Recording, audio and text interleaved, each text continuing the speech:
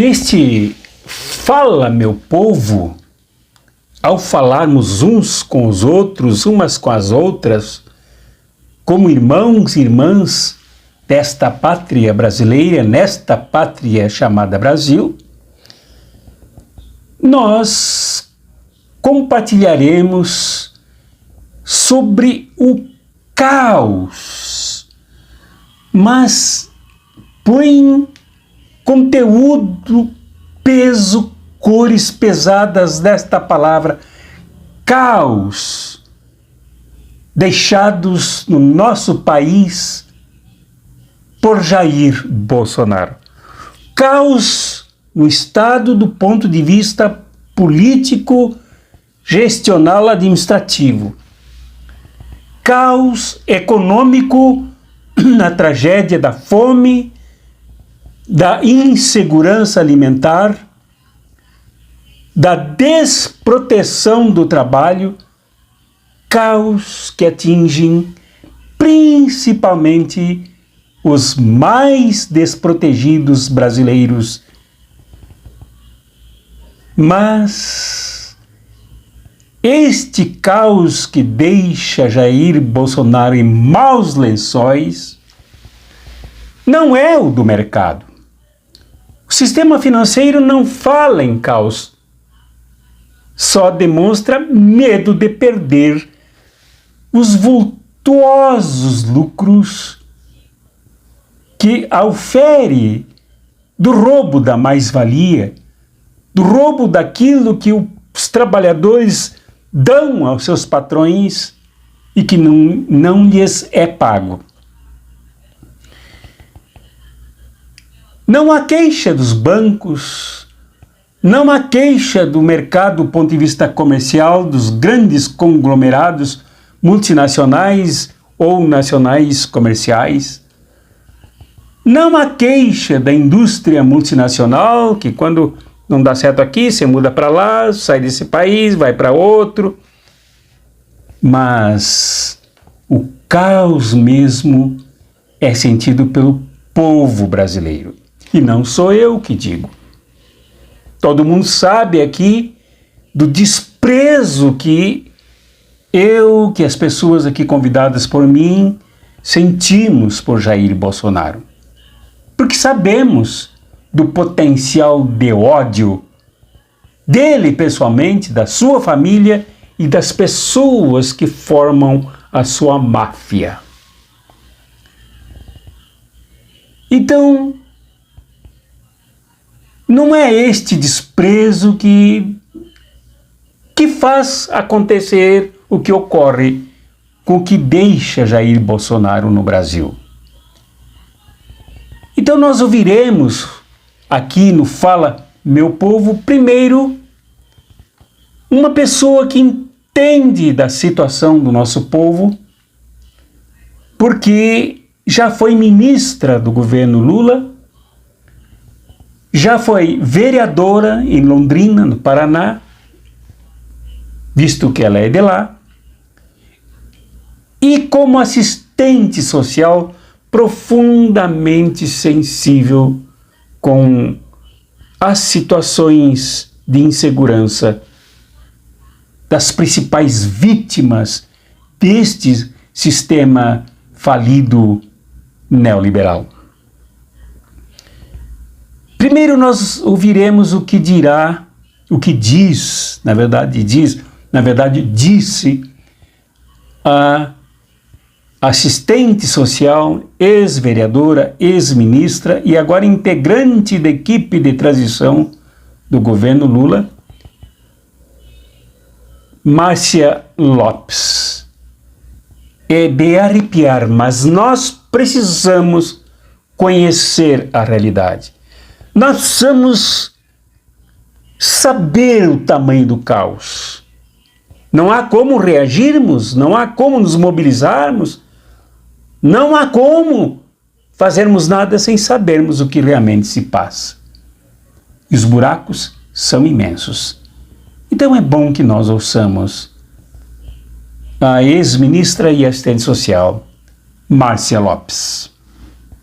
Nós temos uma situação, de fato, de terra arrasada, nós temos um cenário de muita fome, para além dos 33 milhões, 125 milhões estão em situação de insegurança alimentar, e considerando, né, a extensão do Brasil, a diversidade territorial, racial, étnica, né, das comunidades indígenas de fronteira, dos migrantes, enfim, das mulheres, das crianças, de todo o ciclo de vida, nós, de fato, encontramos, né, uma situação de absoluta calamidade e desespero. A situação é grave do ponto de vista orçamentário, financeiro, do ponto de vista da concepção do Estado democrático de direito, do ponto de vista da construção da intersetorialidade entre as políticas, né, tudo aquilo que a coordenação do Fome Zero, depois do Brasil Sem Miséria, que integrava, né, as políticas públicas na área de segurança alimentar,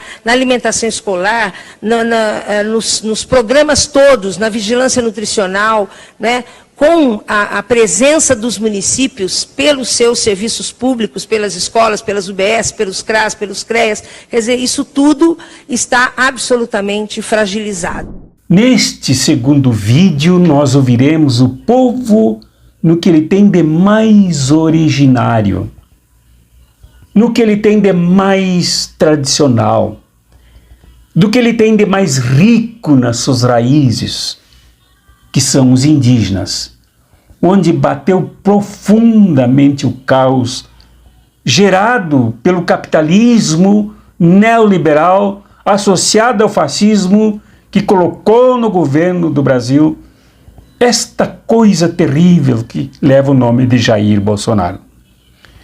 O caos entre os indígenas se deu em forma de doenças que se espalharam entre aqueles que são acostumados a conviver com a natureza, mas completamente desamparados por esse desgoverno caótico. O caos se abateu sobre eles também em forma de farsa, quando outros indígenas, inclusive, colocaram os símbolos indígenas na cabeça e nos corpos, fingindo ser caciques, quando na verdade eram vendidos, traidores dos povos originários a serviço dos mafiosos, ladrões de árvores e dos minerais, principalmente na Amazônia. O caos também foi gerado e incentivado pelo desgoverno Jair Bolsonaro em forma de divisão entre os próprios indígenas. Não basta dividir a classe trabalhadora. Não foi suficiente dividir as famílias. Não foi suficiente dividir a sociedade brasileira de forma tão odiosa, tão rancorosa e tão criminosa como o sistema bolsonarista fez em nosso país. Foi preciso dividir também os indígenas. Mas no vídeo que veremos a cultura viva dos indígenas que resistem.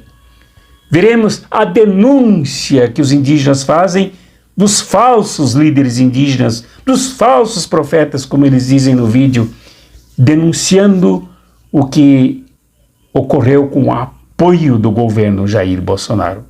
Ao desproteger a FUNAI, a desproteger todos os órgãos de proteção às causas indígenas anteriores e principalmente ao desproteger os direitos humanos. Veremos também que os indígenas propõem resistir. Eles clamam pelo apoio do novo governo, mas clamam numa postura de dignidade, enquanto dançam, enquanto se dão as mãos, enquanto se unem, mostrando a nós brancos da sociedade brasileira, nós ditos brancos, eu nem me sinto tanto assim, nós ditos brancos, como se deve fazer para enfrentar o caos demoníaco, satânico, gerado pelo desgoverno Jair Bolsonaro. Primeiramente, Aqui quem fala é o Clênio, representante da terra indígena Prabubura, o líder dos jovens chavantes de Campinápolis. Eu quero mandar um recado para o nosso Alexandre Moraes, que representa as eleições. Aqui é o povo chavante que sempre lutando aos nossos direitos indígenas. Então, eu falo para o senhor, ao respeito da minha comunidade, do povo chavante, que nós, indígenas chavantes, voltamos ao 100% ao nosso presidente eleito Lula, a 4.940 que nós votamos. Então eu peço ao senhor não ouvir o falso profeta Sererê, que vem lutando, falando que representa a comunidade do povo chavante, mas infelizmente nós da aldeia, que nós luta, que nós vivemos na nossa cultura, eu falo para o senhor nunca ouvir o pastor Sererê. O Sererê, ele vive na cidade, ele vive como se fosse o pastor, mas essa é a comunidade do povo chavante que vive na sua cultura, que vive as suas tradições. Então, por favor, senhor Alexandre Moraes, não ouça a manifestação, a minoria do povo chavante que estão lá em Brasília, lutando ao pró do Bolsonaro. E muito obrigado. É Lula! E finalmente nós veremos um vídeo que, aliás, me dói ver esse vídeo, compartilhar esse vídeo com vocês. Mas é preciso. É preciso porque esse vídeo é a dura resposta que Jair Bolsonaro experimenta. Sim, porque antes do governo dele, ele foi tomar banho no Rio Jordão, lá na Judéia, se julgando um Cristo, se julgando superior, se julgando arrogante acima de todos, de todo bem e de todo mal. Durante o governo, ele se considerou um Messias. Volta e meia, ele mesmo mencionava isso em forma de deboche. Se considerou acima do bem e do mal. Debochou das pessoas que eram atingidas pela falta de oxigênio, pela falta de vacinas. Debochou das pessoas que foram atingidas pela ditadura e que pediam justiça para encontrar os desaparecidos. Debochou de todos e de todos. Agora, ele se encontra numa situação absolutamente lamentável, que é aquilo que se diz no senso comum. Aquilo que é do homem volta para o homem. Aquilo que se faz aos outros se colhe para a gente mesmo. Nesse cerrado da existência, nesta lavoura da vida, tudo que se semeia se colhe.